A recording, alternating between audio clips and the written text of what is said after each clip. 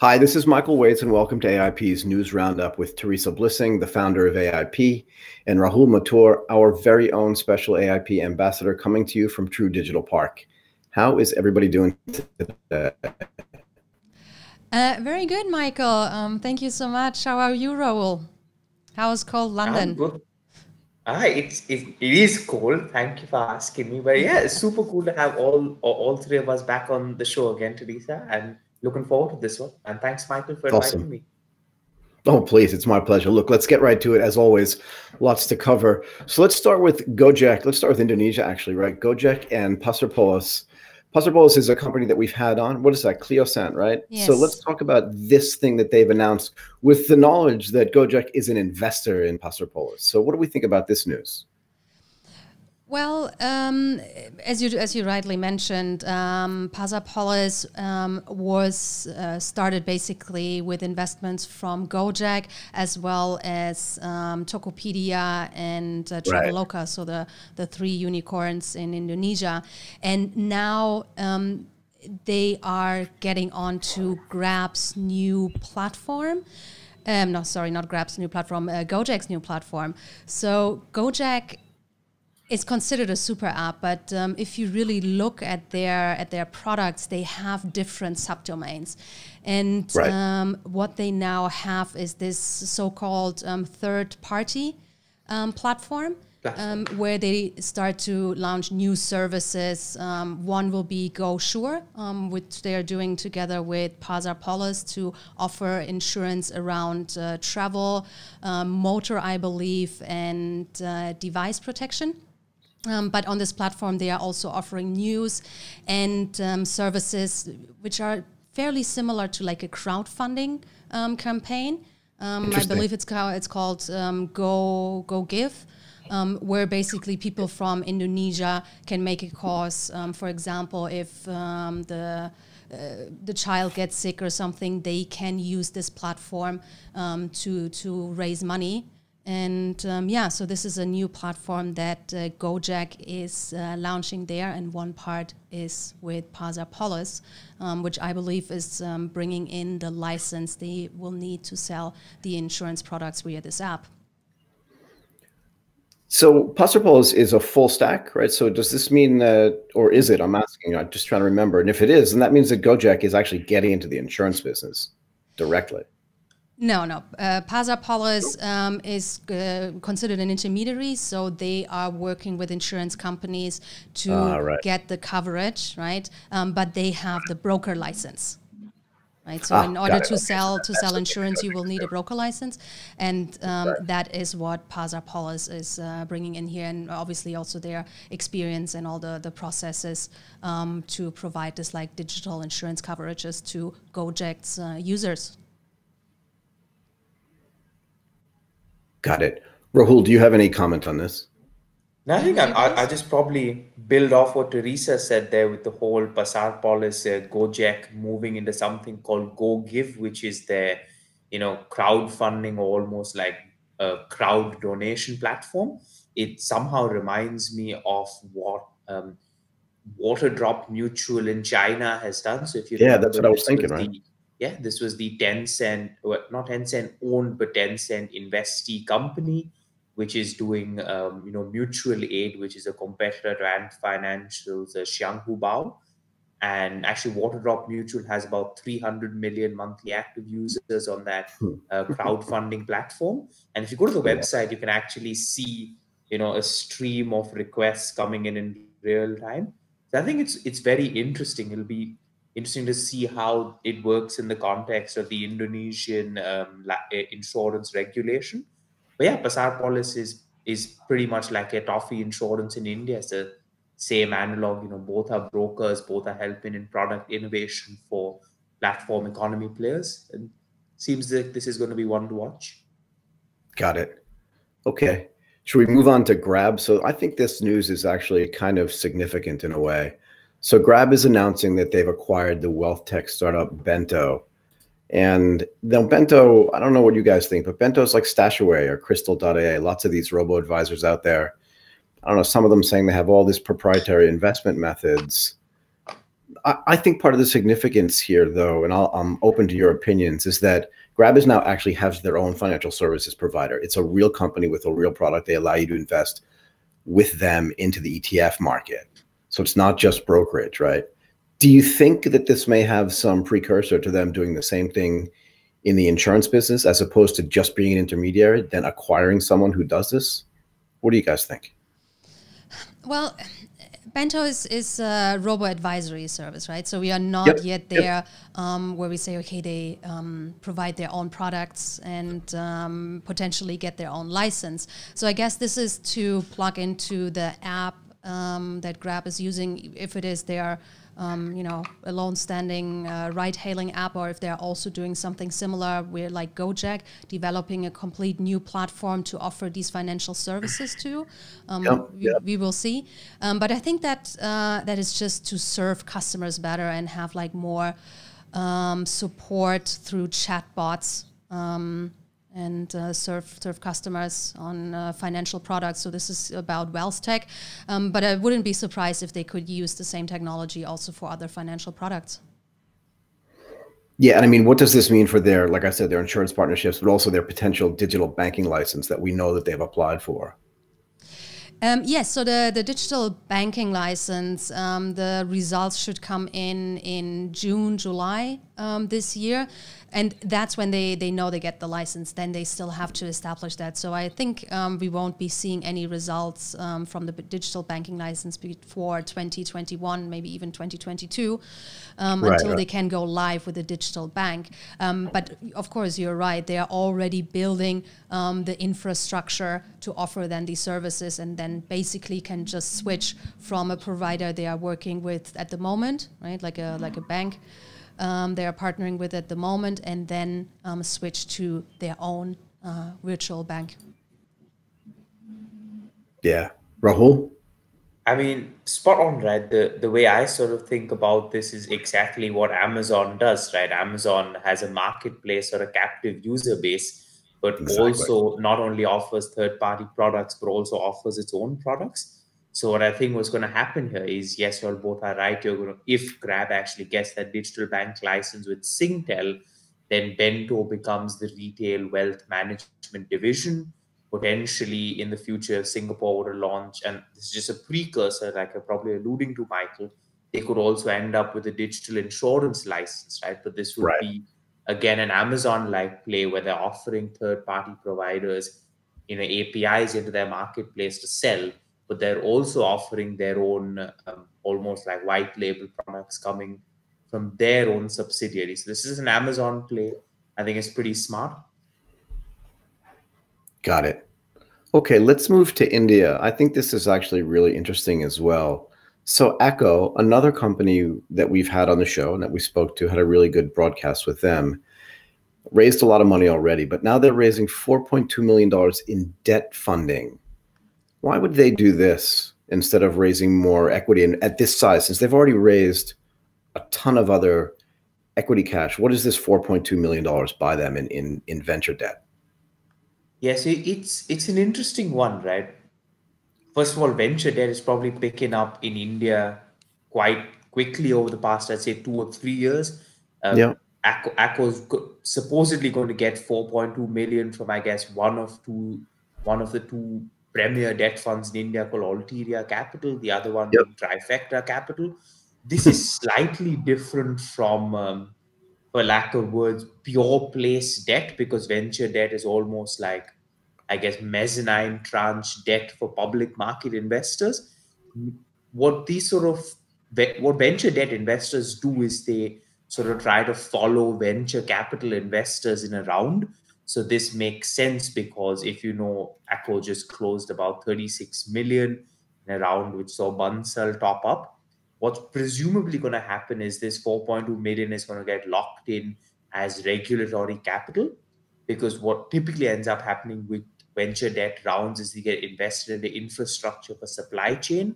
So the analog in insurance for infrastructure for supply chain is regulatory capital. And there are certain regulations around what kind of tiered capital you can put in as reg capital. So this is probably a play there. So it's more around them expanding their solvency base to, I guess, prepare to scale up even further. Right. Yeah, it just seems small to me in the context of the amount of money they've already raised, which is not small. Like you said, who is it? Binny upped his stake in this thing. So I'm just curious why they would do that size. Like if they did 50 million, I would understand. But 4.2, I don't know. Theresa, what do you think?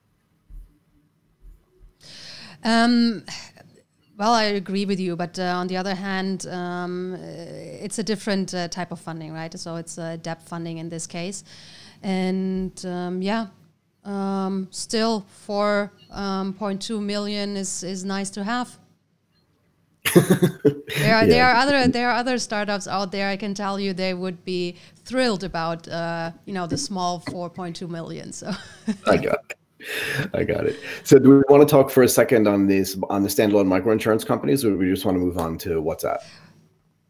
Yeah, WhatsApp, I think it's very surprising for me. And I think to myself, oh, finally WhatsApp is in the e-wallet game as well, right? Because we have seen this here in Asia, first of all with WeChat, right? But then also Line. Exactly. They're already all in the game. And so WhatsApp seems to be a bit late. Quite interesting. They are launching in India already. Would have guessed that Indonesia is a big market for them as well, because I know in Indonesia, people seem to predominantly use WhatsApp, where in other parts it's more like Line or WeChat in Asia. In Indonesia you already have big competition with GoJek's GoPay, and the other provider, can't think of the name, OVO, I believe it is. So I'm not sure about the e-wallet payment market in India. Rahul, can you share your thoughts here? See, it's a fairly interesting one, right? So on average, India, first of all, has something called the Unified Payments Interface, so UPI, which is like these payment rails for all platforms to effectively interoperate with each other. Right. And WhatsApp Pay will pretty much be another UPI platform.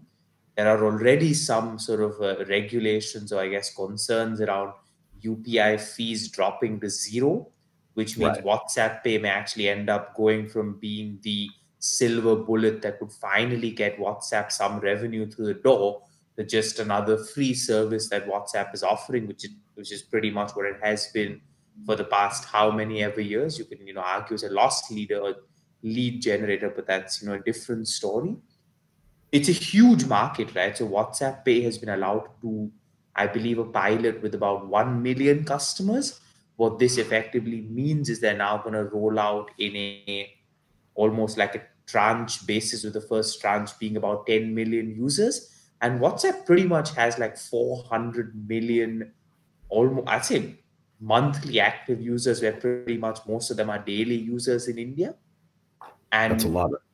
Yeah, and some of its competitors, for example, like a Paytm, a PhonePe, and a Google Pay, are in the range of about 200 to 240 million transactions per month, with 400 million users already on your platform and many people using it multiple times daily. Could this be like a 500 million transactions a month, even a billion transactions a month, right?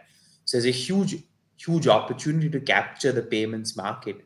But my real question is, where is WhatsApp going to make money here if UPI fees drop to zero? Right, because didn't we make the point during the last news roundup that one of the reasons why companies like Paytm were actually getting into the insurance business was because the payments business was collapsing to a zero fee business, right? Yeah, exactly. So very interesting. And I also think, and maybe it's just the cynic in me that thinks part of this, I love the fact that Facebook doesn't do payments in India, or maybe they do, but not at any scale. But they're using WhatsApp maybe because the brand is better than Facebook Messenger. I don't know, because I don't know what Facebook take up is in India, but it's interesting to me that they're using the WhatsApp brand to do this. Yeah, it's It's very funny, right? And I also sort of remind people, we're going a little off topic here, but now when you open WhatsApp, you actually see WhatsApp owned by Facebook, By Facebook, yeah. which I thought that was which pretty I funny. which I find very strange. But sort of quickly jumping back to the point on insurance, right, Michael? We've already Right. seen Paytm jump into insurance.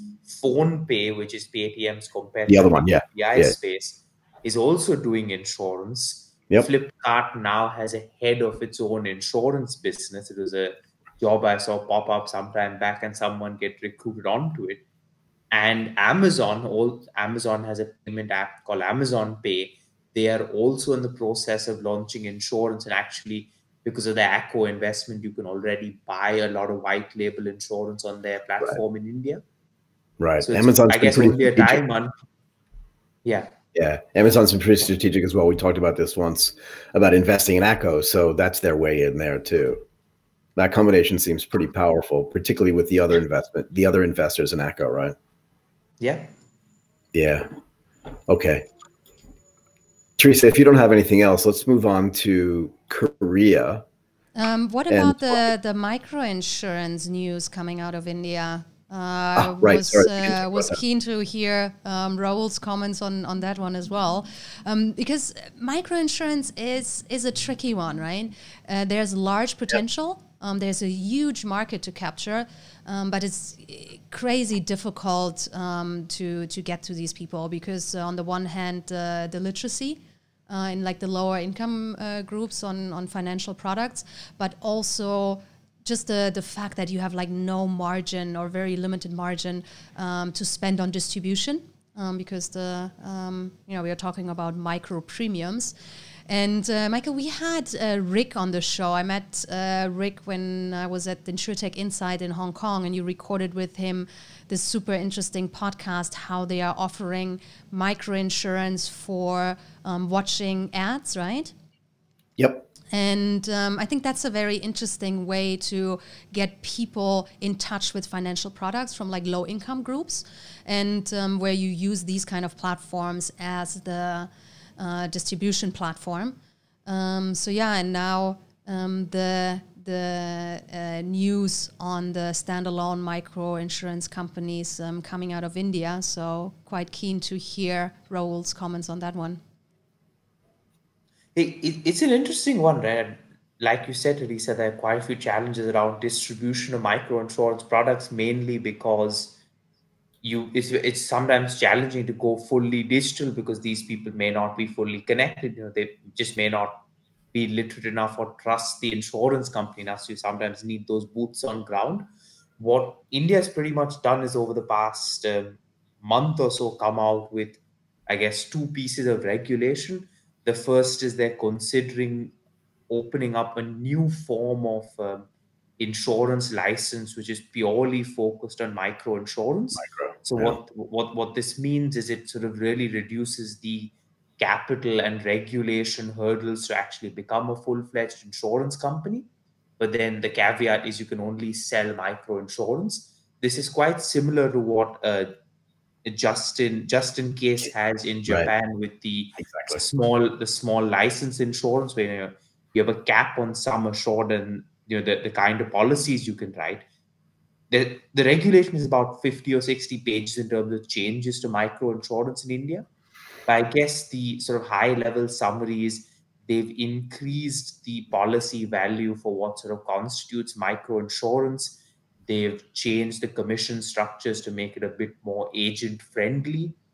And they've also changed the fact that if you are a micro insurance agent, you're already licensed by the IRDA, you're no longer tied.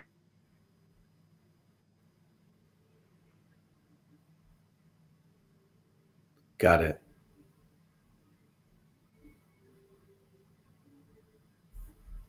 And yeah, I'm supposed to upload something on Thursday. We're recording this on a Wednesday morning. But overall, positive, regulation for insurance is slowly becoming an enabler, and that's a good sign. Good stuff.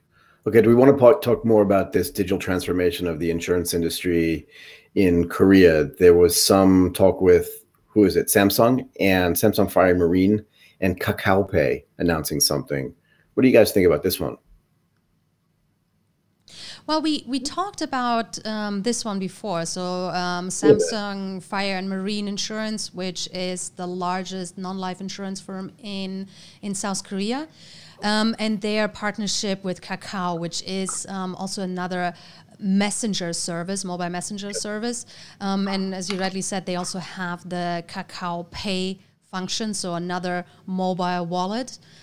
Coming out of a messenger service app. And Rahul, we talked about this, I think, a couple of months ago, that they were planning to start like a digital insurance company. And it looks like that they now got the go from the Korean regulator to set up this JV between Samsung Fire and Marine Insurance and Kakao Pay to form like a digital insurance company. And I believe just earlier this year in January, we just had Carrot Insurance who got this license as well, which is from Hyundai Motor Group and I believe one of the telcos, a joint venture. Yeah. So interesting things happening in Korea. Just on a side note, I was invited to speak at a major conference there later this year. So very excited to be on the ground and talk to some of the startups and digital insurers there in person, because we see more and more out of Korea when it comes to insurtech and digital insurance companies, right? So the first one we had was Small Tickets with Julie, right? Fairly early when we started this podcast. And I think she was the first insurtech that was set up in Korea. And now we are seeing more and more coming out of this market. So definitely exciting one to watch. That'll be awesome. She was really super, by the way. Yeah, the interesting part about this news, Theresa, is, of course, they finally got the license, but Kakao Pay actually has roughly half of the country's population on its payment platform. They've also got Kakao Bank, and now you pretty much have Kakao Insurance, which just blew my mind for a second there. So what I find super interesting here is they're now actually going to be a digital insurance company on day one, which pretty much has a backdoor to distribute insurance to about half the country's population via the payments app and their bank. And bank assurance is typically one of the biggest, I guess, for lack of words, distribution channels for insurance in quite a few Asian economies. I don't know whether it's true for South Korea, but this is all. And going back to Michael's point, Michael, this is exactly what someone like a Grab could do, right? So Grab may have its it's a bank, digital bank, and it may also get a digital insurance company. So it's definitely a case study to watch, if nothing else. Right. Yeah, no, good point there. Yeah, and Korea is different than the rest of Asia in a way. I mean, more similar to Japan. The penetration for life insurance alone is 85, probably even closer to 90%. So just interesting to see more people getting into that market. Yes, and you just said something quite interesting, right? So the more mature market in Asia, like Japan and Korea, when it comes to insurance, are in terms of innovation, I have the feeling, often a little bit behind. Maybe because the insurance companies there, they are so comfortable with their markets. They, you don't have a lot of growth opportunities in those markets because it's already really mature and saturated. Whereas in Southeast Asia, you have huge market growth in a lot of segments. And so maybe that's why we are seeing more innovation happening in Southeast Asia, because there are so many opportunities, while in Korea and Japan, insurers are comfortable and it takes a bit more to disrupt this industry. Yeah, I mean, to be fair, that was one of the things that Chang Lee said in last week's episode, but also that Kazi Hata said when we talked to him from Just In Case, is that in a way, they innovate externally because these big Japanese insurance companies are just so comfortable and so powerful as well. Yeah. Yeah. So let's talk about some product innovation. Let's switch gears a little bit. Do we want to talk about what Etica recently launched? I love this acronym they have, ECLEVA. I'm not sure anybody's going to use that. The Etica Claims Express Video Assist. What do we think about this thing? Etica is originally coming out of Malaysia, and the company, the majority shareholder here is Maybank from Malaysia, and I believe they have launched the same claims process already in Malaysia last year or the year before, and are now rolling it out in Singapore as well. The news article doesn't say anything about the partner, but I know in Malaysia they were working together with Sidecall, which is an insurtech coming out of the US, and what they provide is basically the technology that when you have a motor accident, you can use your smartphone to call your insurer, have a video call, and then also record the damages, and basically the claims adjuster can take over the camera, can zoom in, etc. In order to speed up the claims management process and make it also more convenient for the customers. And yeah, it looks like they are also rolling the same program or the same technology out in Singapore as they have already in Malaysia. So yeah. Right. I like how it says the audio function works like a regular phone, like it would work any other way. Yeah, it's not. I mean, it's interesting that they chose a company coming from the US, but Sidecall, they are working with a number of insurance companies, are very established, and also operating with Etica in Malaysia. And as I said, I'm pretty sure they are also doing the tech for the one in Singapore. Fabulous. Do we have anything else to say about this Etica product? Not really. No, it makes sense, right? You're pretty much using computer vision to assess damage, and you've got the human being behind there just to make the process feel a little, I guess, nicer, or maybe a bit more human, because claims is the litmus test for insurance. Yeah, quite good. Happy to see that.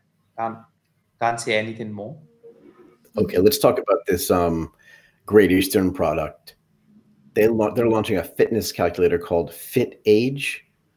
Can we dig in a little bit about this? I mean, is this a wearable product? Like, what exactly is this, and how does it compete with some of the other things that are out there that aren't related to just kind of one company? Yeah, well, the FitAge seems to be part of their health app called Get Great, which is just part of their wellness product. And this news alone, I'm not sure if I would normally cover it in this episode. I mean, it's just like another wellness product, right? Don't get me wrong, they are all great, but they are all fairly the same. Just what I found interesting that the same month or same week, also AXA announced a partnership with ClassPass, which is the company, I believe, coming out of the US. They bought Guava Pass here in Southeast Asia. Michael, you might remember, it's like this app where you can book gym classes. So in Southeast Asia, it was Guava Pass. They were acquired by ClassPass, which is coming out of the US. And now they partner with AXA. And Great Eastern is offering this FitAge edition, where they apparently use data from wearable devices. But at the end, it's all basically the same. It's offering these wellness products to their customers. They seem to do a lot of in Singapore now. I'm always curious because the adoption rate of these wellness products, and it has a lot to do with the prevention, is actually not that strong. The initial idea comes from a South African company called Discovery. They have developed the Vitality product in South Africa, I think already 20 years ago, and were super successful with it. But rolling it out to Asia and to other markets has not been as successful as they have been in South Africa. But yeah, the insurance companies are still going with it and adding more and more products around health and wellness to their policy coverages. So I'm not sure. Rahul, do you see a similar trend in the UK? Yeah, to be honest with you, everyone wants to launch something that's wellness or user engagement related. Right? I could probably list like 5 or 6 startups coming out every year which are trying Yeah, I to was do thinking the same thing, actually. some form of like gamification for health or life insurance. I always kind of point out is what if the customer just doesn't want to engage with you? Because in this case, What if they just want to be left alone? yeah, because when I kind of looked at the reward, it was about 110 Sing dollars. I don't know how much people end up paying for their health or life insurance premium, But but it's at the roughly end of what the is day, that? if you use the B is equal to MAT framework for like customer engagement, which is the behavior is driven by, I guess, motivations, ability, and a trigger to do so. If you're giving someone 110 and their premium is like 5,000, they just don't have the motivation. So you have to make sure the potential reward or the upside is pretty significant, like even 10 to 15% of policy value. But then it goes back to Theresa's point, is there any evidence regarding efficacy of this approach? I don't know, right? But let's Well, I see. think it's insurance companies are trying these products to get more engagement with their customers, right? So that's the idea. It's at the end, on the one hand, a bit of a marketing tool that also goes in hand with the announcement of Aetna and their DNA testing, which they are rolling out in cooperation with Prenetics. Also, a number of companies in Asia have partnered with Prenetics. I know Generali in Indonesia, Muang Thai Life in Thailand, right? And offering like these additional services is often a marketing tool, and trying to get in higher engagement rates with your customers. But I'm not sure if it is actually really adding something to the products this far. Yeah, I mean, you guys would know this better than I do, but when was the last time someone said to you, I really wish my insurance company would engage with me more. I really want to like talk to them on a more regular basis, or do you know what I mean?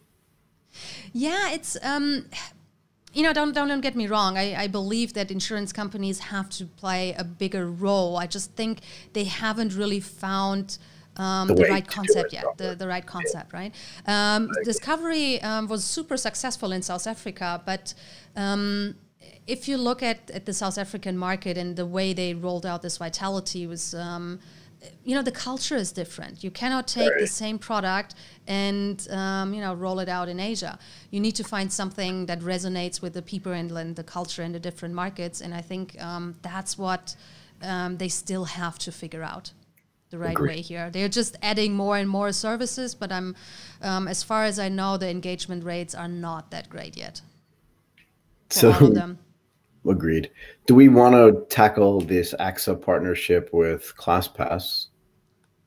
That's what I also just mentioned as part of this, right? So we have the AXA ClassPass edition. So yeah, that all goes together for me, like more and more of these wellness activities in Singapore. They're all in Singapore, actually. Yeah, it's just curious to me that people would want their insurance companies to know like that they're not exercising and that they're not taking full advantage of their ClassPass membership. I don't know. Again, it's just interesting to me. Yeah. Okay, so I think we've finished for today. That was kind of awesome. Does anybody else have anything they want to add, or are we done for today? No. I also have only 13% battery left on my laptop, so I think it's time to stop. Okay. You two are awesome as usual. Rahul, Theresa, thank you so much for doing this again. This was awesome. Take care. See you soon. Thanks. Bye.